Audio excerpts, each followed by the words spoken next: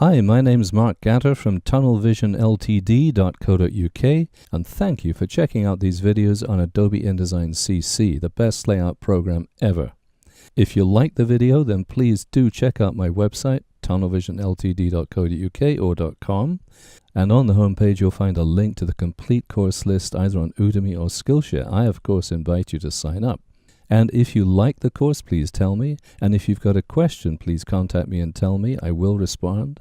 If you've got an idea about something else that you'd like to see a video about, and you tell me and I make a video, I will send you a free coupon to my videos on Udemy or Skillshare. So please check it out. What have you got to lose? So I thought it'd be useful to take a look at the layers window, which is definitely your friend if you're putting in blocks of color in the background, such as this one. Now there's a representation of the layers window down here, but I've also got the real layers window up here, and that's what I'm going to use mostly, I think. So I'm going to drag that bottom down again. I want to twirl this layer open, other stuff, and this is a list of all the objects that I've got on this layer. Now if I click on that, I would normally be able to select everything on that layer, but it's locked, so I can't. If I unlock it and click on that, now I've selected all the objects that are on the blue layer, the dark blue layer. You can see that that color affects the selection frame. Everything's got that same blue color. If I turn the eye icon off, all of that stuff will disappear.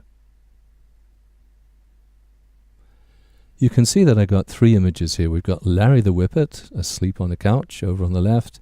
We've got a landscape here in the middle, and we've got a monastery over here on the right, Tibetan Buddhist monastery. Now if I select that one, for example, you can see there's a red color associated with that layer. That's this one. If I select this one, there's a blue color, light blue. And if I click on this one, there's a green color associated with it. Anytime I've got an object selected, the layers window tells me what layer that object is on. So for instance, if I've got this layer selected and I drag it so it's slightly over the top of Larry, that's on the red layer. If I drag the whole layer down below the left image like that, now this picture goes behind Larry. If I drag that dot onto the same layer as Larry, then I could decide whether I wanted it to be on top of Larry or below. So there's a hierarchy within layers and there's a hierarchy between layers. The eye icon tells you whether those objects on that layer are visible or not. If you click on the little arrow, it opens up the layer and you can see the objects on it. If you click on this little box at the end, everything on that layer is selected. And if you click on an object, just that one object is selected. At the bottom of the layers window, you've got this new layer icon. Now you can either just create a new layer by clicking on that, and there it is, or you can go Options button, New Layer, and in that case you get some options. You can name it, you can choose a color. You can do all that with this layer as well, but I'd have to double click on it in order to do that. The pen icon indicates that I can currently work on this layer because it's selected, it's highlighted in blue, and it's visible. And the padlock tells me whether the layer is locked or not. This one, the background block of color, is currently locked, and that means I could create or do anything on top of it without disturbing it. But if it was unlocked, for example, and I was on this green colored layer, and I decided I wanted to put a text frame somewhere, so here's a text. Well, I thought there was going to be a text frame. Where is it?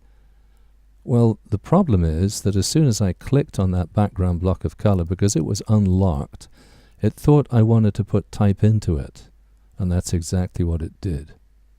So if you want to stop having to deal with that while you're working, put background colors in place and then lock that layer, and then you can put a text frame wherever you want, and that's where your text will go.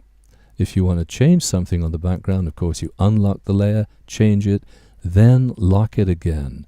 Otherwise you'll be continually fixing stuff that you don't need to waste time on. In Photoshop I might end up with up to 200 layers in a single image. In InDesign I rarely go beyond 2 or 3. So thanks again for stopping by, and I hope that video was really helpful to you. And please do check out my website, www.tunnelvisionltd.co.uk, and let me know what you thought. Bye for now.